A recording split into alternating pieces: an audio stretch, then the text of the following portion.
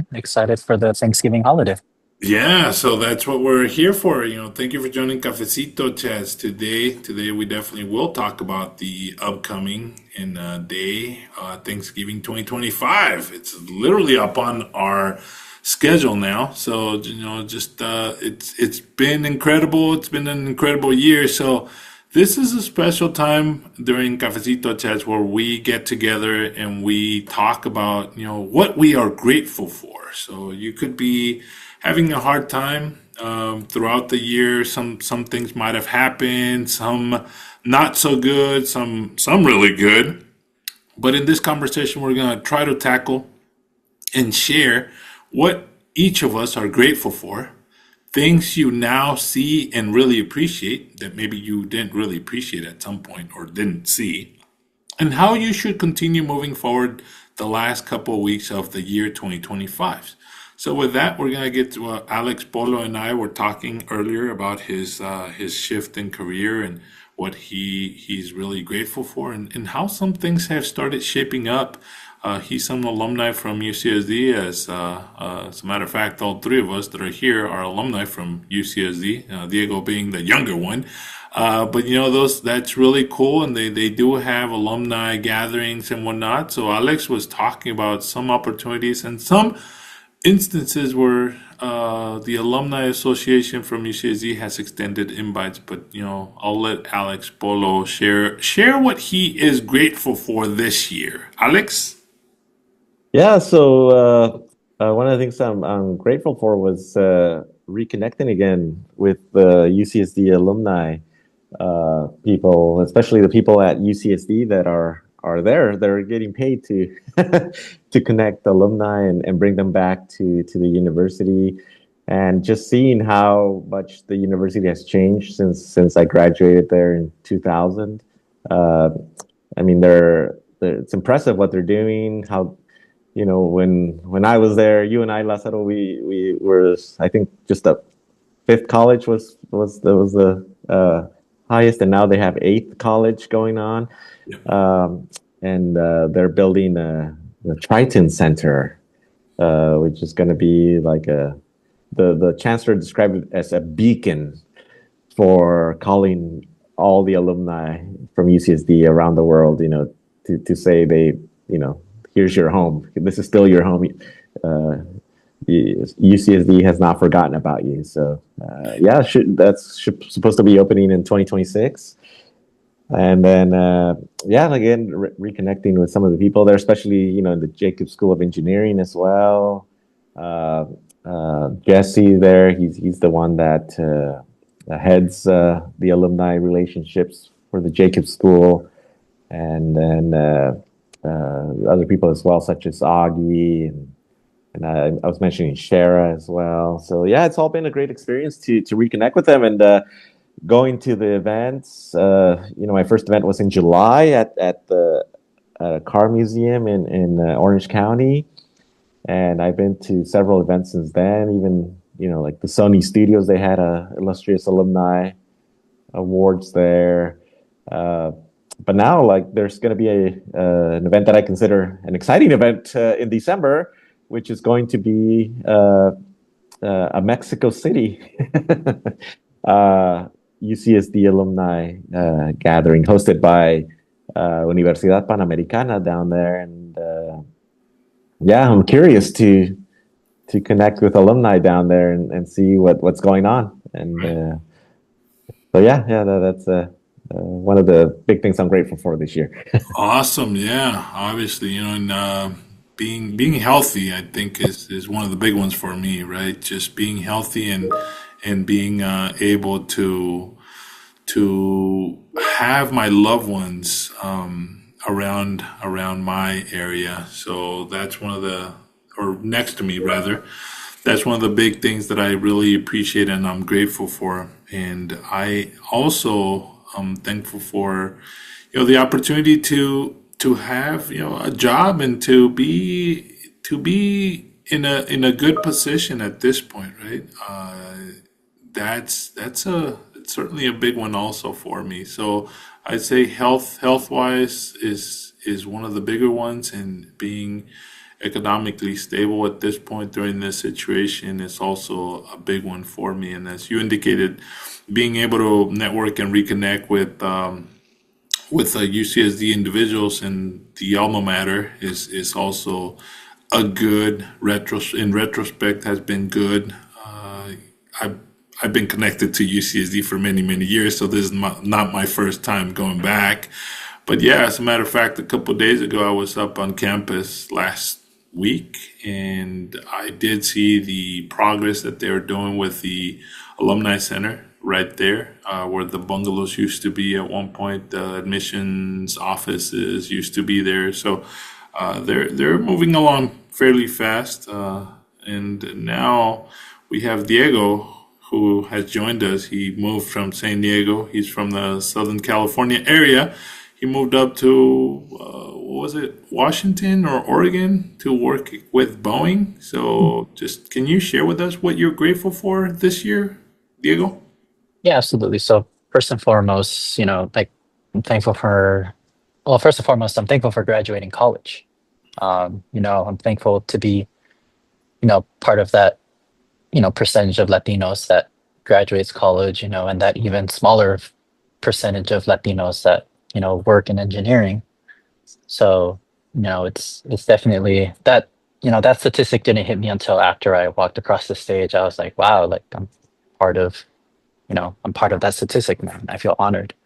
So I'm thankful for that. And I'm thankful for, again, my friends and my family just uh, helping me through the entire transition from moving out of, moving out of the college life, helping me find, you know, uh, an apartment and helping me buy a car and help me get settled up here in Washington. And, so really thankful for my family for helping me out with that. And then also, like you said, Lester, I'm thankful that I have a job. A lot of my friends, they're still, they're either doing grad school and, they're not liking it and they wish they had a job, or, I still know some friends that are still in the hunt, for a job. So, I'm thankful that that Boeing was able to offer me this position and I like it. And yeah, so those are really the main core things that I am thankful for. And yeah. Yeah, you mentioned the percentage, right? I believe it's in the U.S. the Latino population makes 20%, just about 20% of the entire population at this point. But in the STEM environment, we are about between 6 and 7%, right? And that includes scientists, engineers, people with STEM degrees. So we're 7% off of that 20%. So in reality, there's less. It's interesting that you say, Diego, that it didn't hit you until you graduated, I guess. Because I believe for myself, I can't speak for Alex in this regard, but I'll let him share in a little bit. I also wasn't, when I graduated, I was literally just, thankful that I graduated. And this is going back a couple, 20 some odd years ago. I was really happy that I graduated, that I managed to get enough credits, get a good enough GPA to walk across the stage to finish, right, at UCSD. There was some good times, some rough times, but overall, in retrospect, every time I go back to the university, it's literally a good place to be back in. But I want you to kind of explain, Diego, what did you think? What did you feel when you walked off that stage? And you mentioned that you're grateful for having graduated, but at the same time, you realize that you are adding or you're part of that statistic of Latinos graduating. So, can you share a little more about that? Yeah, absolutely. So kind of like you, I was the same way in the sense that, for 3.5 years, I was just grinding, just taking the classes, doing what I needed to do to, keep moving on to, get the good grades to move on to take the next set of classes and the next quarters. And, it was a cycle. But then as I walked across the stage, well, what also helped me think about this is that senior year, I made a lot of I made a lot more. I made a lot of newer friends, and most of them were undergrads, sophomores and juniors at the time. Now they're seniors and juniors now. But and then at the same time, the undergraduate friends that I had previously, I got closer to them. So I think just being around them, really helped me, like think big picture, like man, like well, one day they're going to graduate and also be part, increase the percentage. But as I walked across the stage again, I just thought about looking across the room and just thinking about everyone that all the all of my other Latin American friends, that did make it and did get to walk across the stage, and then some of them that didn't make it. But so yeah, those were kind of the thoughts that were going through my head as I was walking across the stage. But it was truly an honor, and it still truly is an honor. Yeah. Thank you for sharing that thought there, Diego.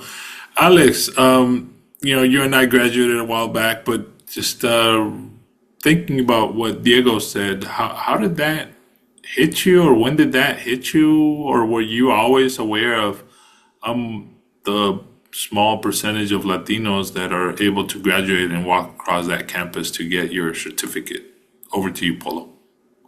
Yeah, I mean, as you remember, in our class, uh, it was basically just a group of us that was Latino, Yep. and yeah, when I transferred to UC San Diego, I mean, I'm like, okay, now I'm here. Now, how am I gonna survive? And yeah, I mean, I think what helped a lot was meeting people like you, like Fernando, and then Nadia, and all, and seeing, hey, I think we can all get together and help each other. And I mean, yes, there were the Latino students, but I also made a lot of friends with a lot of the Asian people that were in our class, and other nationalities as well. So yeah, I think it was just that, and walking, graduating, and getting the sensation that, yeah, I mean, it was, I'm a Latino and I'm graduating, and like you said, the population, 20% versus the 7% that are in STEM, um, it is very low. And when I started working, and going out visiting customers and seeing the engineers at other companies, yeah, I could definitely see that statistic being that low. I mean, even for me, that I went into sales engineering, that at that moment, I didn't know any other Latino sales engineers in my industry. Uh, uh, I mean, it was all like American people, Asian people doing the sales engineering, but I was just one of the very, very few. And yeah, it does hit you, because you realize, how much more we need to uh, put our effort into to get more people into STEM, and especially from our Latino community. Yeah, it's a good point. Yeah, and sticking with the Thanksgiving tradition, I'm gonna go around the room and see. Obviously, we're in the U.S., and this tradition kind of stemmed from, historically, from the Pilgrims and the Mayweather and how they survived, et cetera, et cetera. But for us, I think we've slowly, as a community, Latino community, started adopting it, right? And making it our own, at least in that respect. And in previous years, we've talked about and share what that means to each of us, and how we, at a personal level, have adopted this tradition. So I'm going to go around the room and ping Diego. How are you going to celebrate this year? Are you coming back home with your parents, or are you staying up in that area of Oregon? What is the process, and how have you adopted Thanksgiving so far? Yeah, no. Thanksgiving will, for me, be business as usual. I've always, even in college, I've always been able to come home for Thanksgiving, and Uh, this year will be nothing new, so I fly down from Washington tomorrow, and so I will be there with my family. It'll just be my mom, my dad, and my grandparents. That's it. And yeah, that's kind of it. In my family, it changes every year, to be honest. In terms of who hosts, um, and the types of people that are types of family members that are there, and then also the food as well. The menu also changes pretty much every year. So yeah, I think in my family, from the Latino perspective, we just adapt based off of how our family is doing. So yeah. Okay. Thank you, Diego. That's great insight, great perspective. Alex, thoughts from you, sir?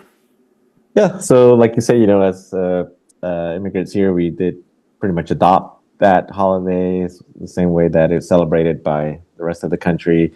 Uh, I mean, for me, unfortunately, my parents are no longer here, w- uh, but I have other extended family like aunts, uncles, and cousins. And this year, my aunt will be hosting Thanksgiving. She invites the whole family. Sometimes there's about like anywhere from 30 to 50 people. Yeah, it's uh, a small gathering, I guess. small gathering. But yeah, I mean, it's kind of what we do is kind of like a potluck thing. Yeah. So everyone takes a different dish, and we just eat out of whatever everyone brings. And yeah, it's always been a tradition in our family to do it that way, uh, and getting together, and pretty much do the same for Christmas and New Year's as well. So. Yeah.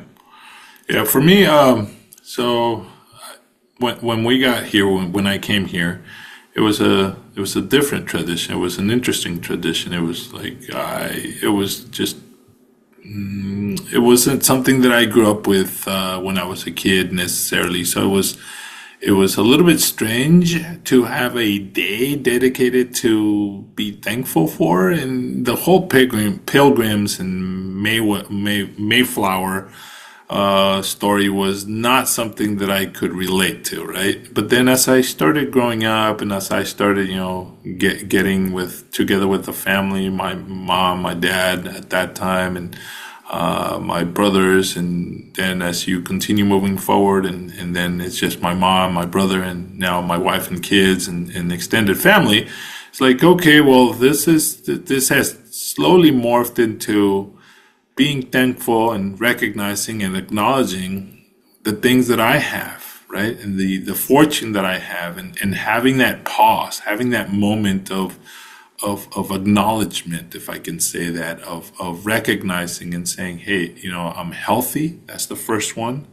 I open my eyes, literally, and having that whole day dedicated to being surrounded by the loved ones, extended family that I care about or that I know, it's really incredible to me to have the nation literally dedicate one full day or one full weekend to this purpose is really cool from my perspective.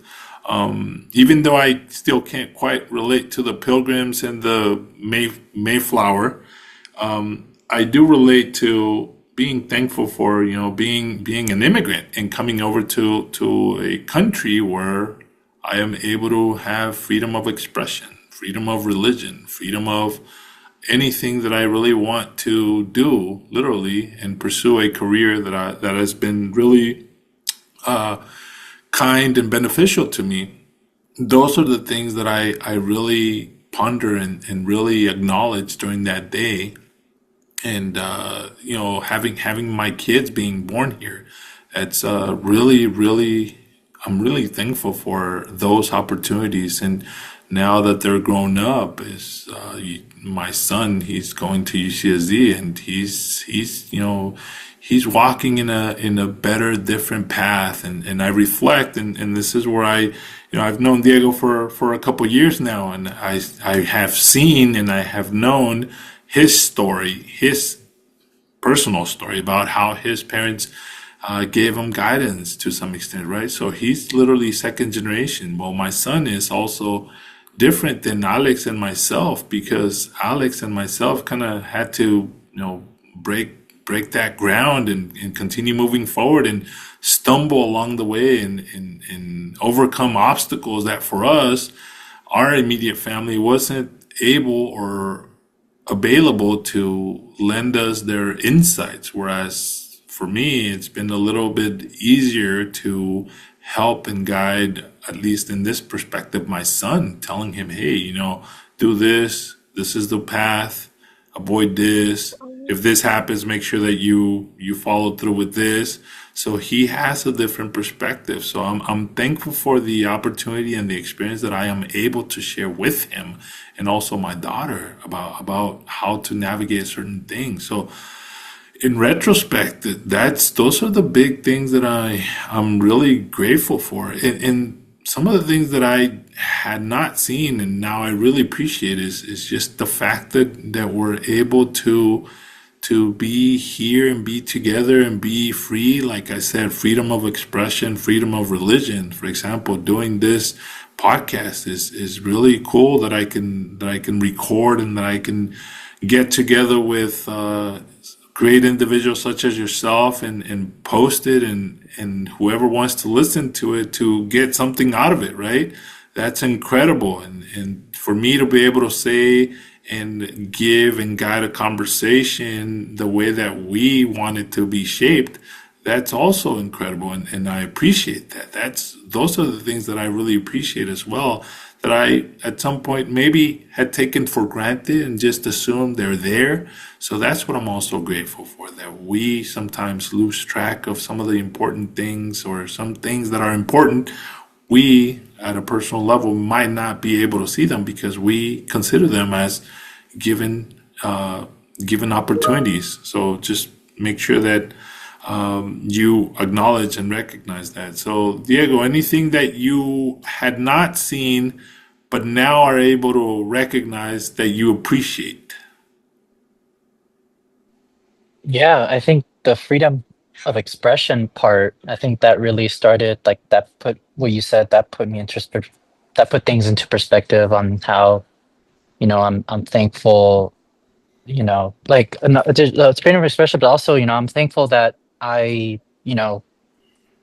have, a how do I word this? I'm thankful that, I can, go home in the first place. I know that's not the case for a lot of people. In fact, some of my coworkers, they're not going to be able to come home for Thanksgiving, so they're just going to be, by themselves. But so yeah, so I'm thankful the fact that I even get to go home. That I get to see my family and yeah, and just I think that also thankful for kind of just I I couldn't relate to this. This is a story that my mom told me one Thanksgiving, but one Thanksgiving she told me that the whole reason why you know growing up she celebrated Thanksgiving is because when she and my grandparents when they immigrated to the United States, their goal was to assimilate as much as possible to look as American as possible. So the menu was the menu wasn't a Mexican menu; it was an American menu.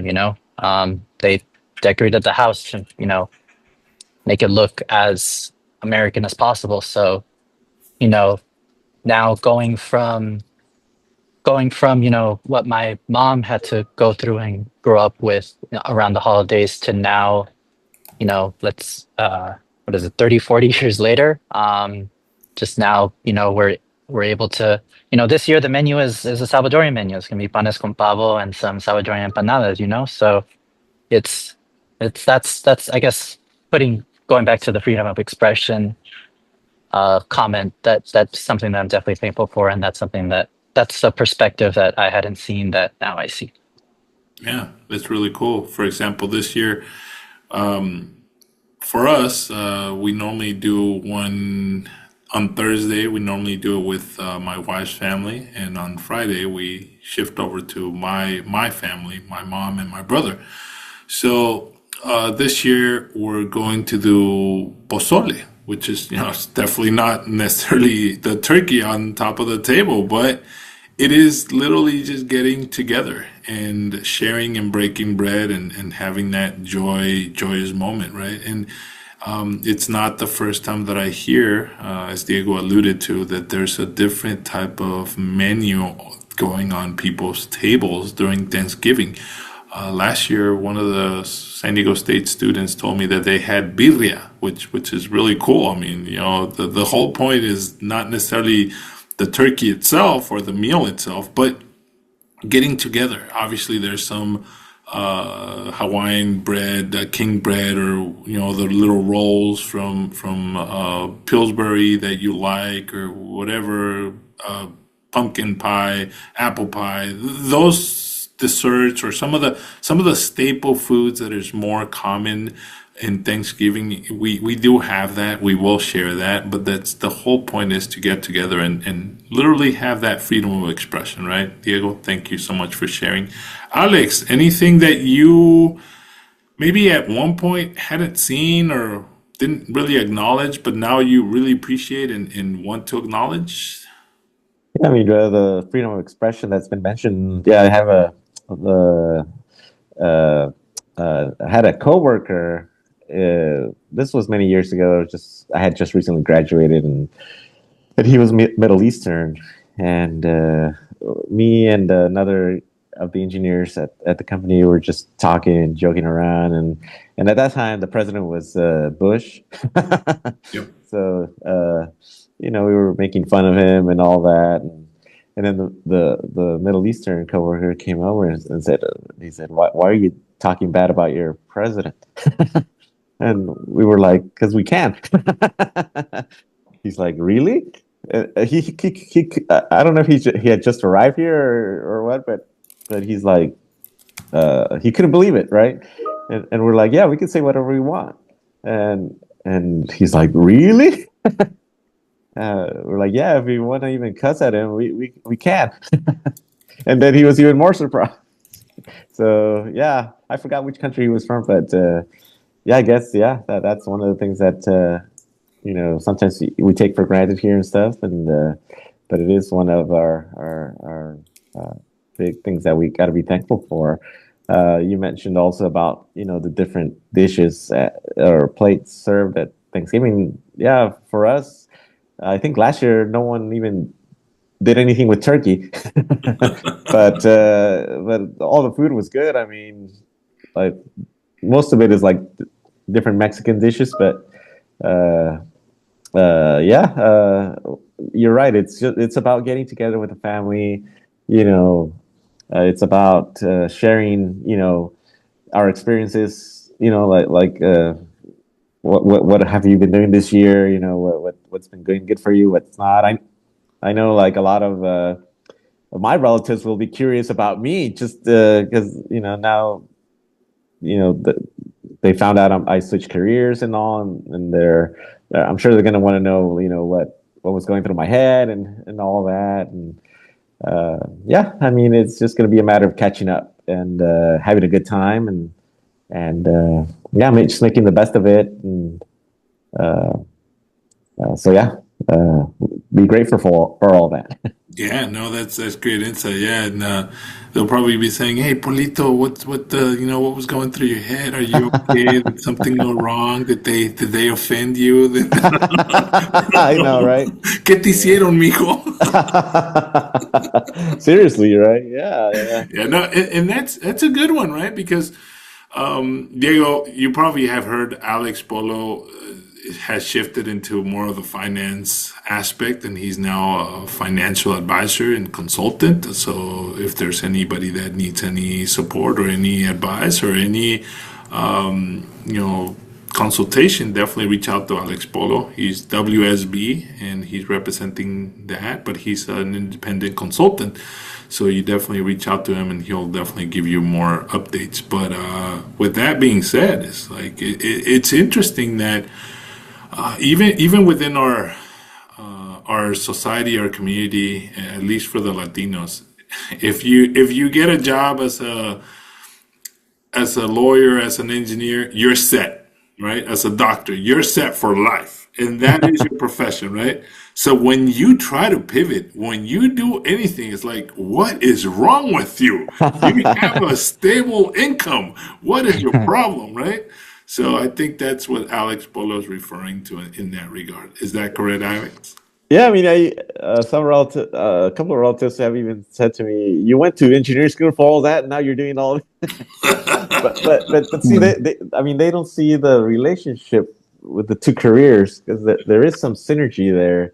And even when I went, that happened to me too when I started doing sales engineering.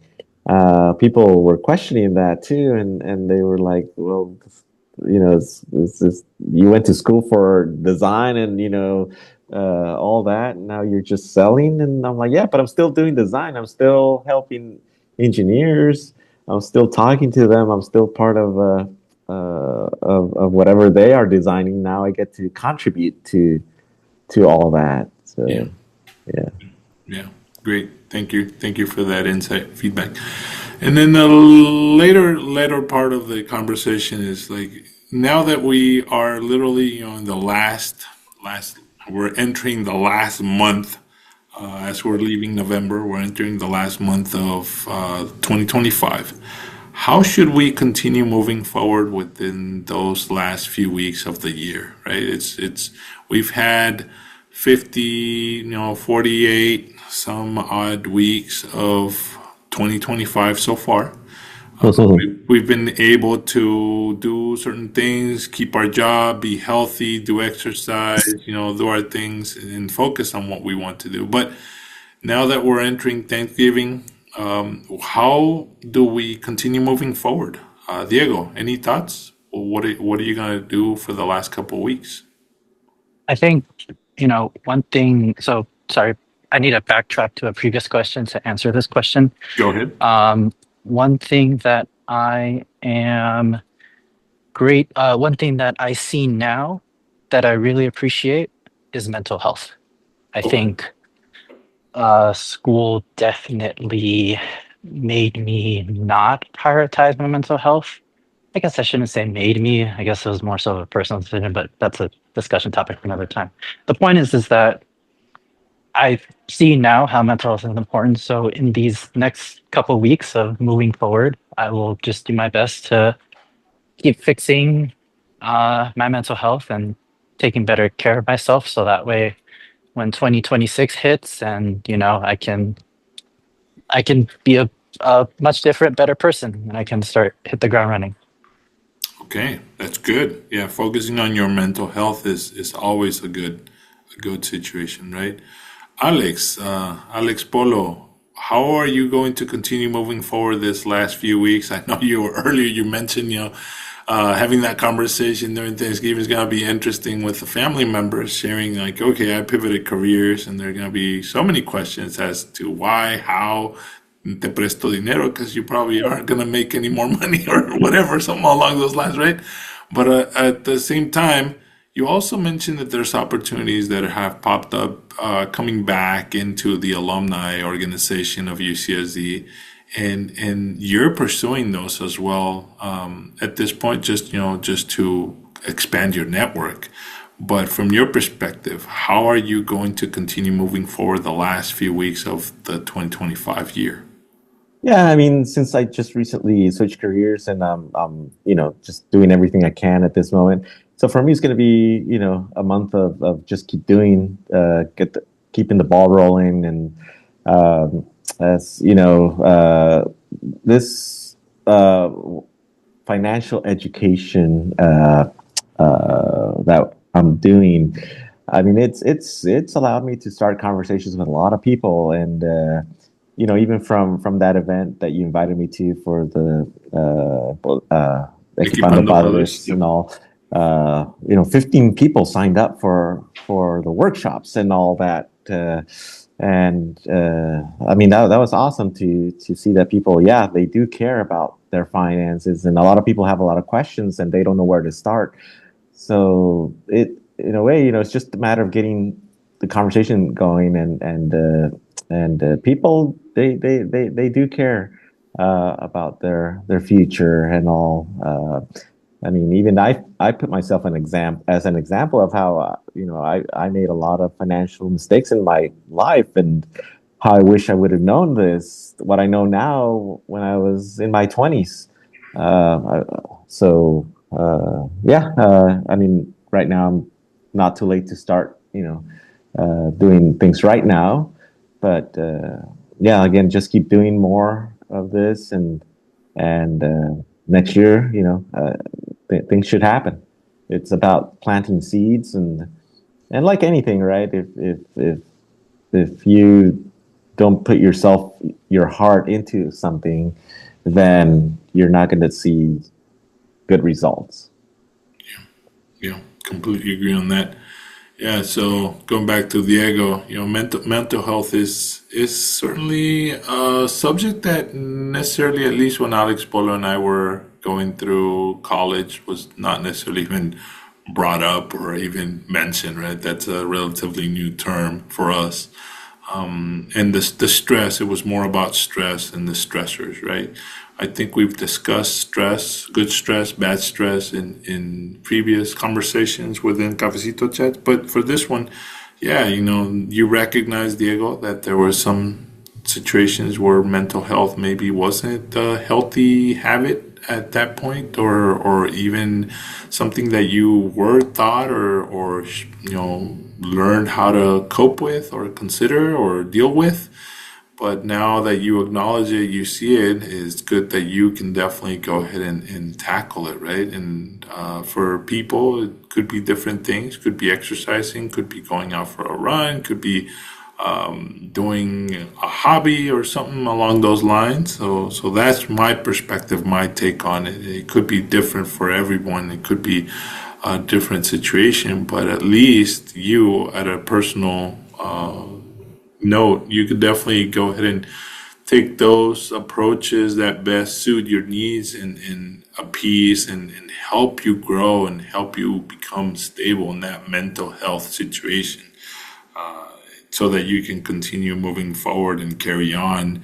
And that definitely helps out. And one of the things that I, at a personal level, have found helpful is doing exercise, physical exercise, writing it out, and also hanging out with my wife and the kids, and making sure that I spend time with them. Also, going to some of the networking events and networking activities, for example, SHIP, the general body meetings. Those are always good mental health support, because it helps me and also expands my network, and also helps me do cross checks, balances with some of the peers that I have, and not necessarily that I'm comparing myself to them, but just touching base with them, similar to what we're doing here. Alex Polo with his new endeavor, and you, Diego, up in Puget Sound. It's always been a little weird and difficult. That word's an interesting one for me, but making sure that we stay in touch, and that's one of the things that I definitely find as mental health conducive in that regard. I don't know if that's what you're referring to, but if it is, great. If it's not, maybe you can expand on it, Diego. Sorry, repeat again. What do you want me to expand on? Yeah. So, what exactly were you referring to when you said mental health? Oh, yeah, no. Yeah, so pretty much just exercising more. But just I guess let's see, how do I put this? Just being able to, kind of step back from the grind and like well, the grind of school, and now it'd be the grind of work. So just being able to, step back and really look at, really realize like, hey, like I need a break, instead of just kind of, pushing all those feelings down and just saying, like, hey, like, just keep going, just keep pushing through. So yeah, and I'm getting help with noticing those bad habits, and taking full advantage of, a gym and uh, events outside of work, coworkers, hanging out with coworkers. So yeah, so that's kind of more so what I meant. Just yeah, just realizing when I need to take a step back, take a break, regather my thoughts and all that good stuff. Awesome. Thank you for explaining. Yes. So make time for what you consider important to you, and obviously, in school, you're on the your schedule goes for the grind, and you want to cram as much information, especially with UCSD or the UC system or schools that now definitely operate in the quarter system, which is 9 weeks or 10 weeks, a short period of time, versus the semester system, which is more closer to 16 weeks of school time. So, yeah, can definitely see how mental health can definitely be bogged down and put on the back burner, if I can say that, right? So, but definitely thank you for sharing. Around the room, any final thoughts in regards to being grateful or Thanksgiving? Alex Polo. Yeah, so going back to the health thing. So yeah, in Spanish, decimos la salud es primero, y sin salud no hay nada más. So yeah, I mean that pretty much you should always put your health first, and uh, mental health and physical health. So uh, whenever I went through my period of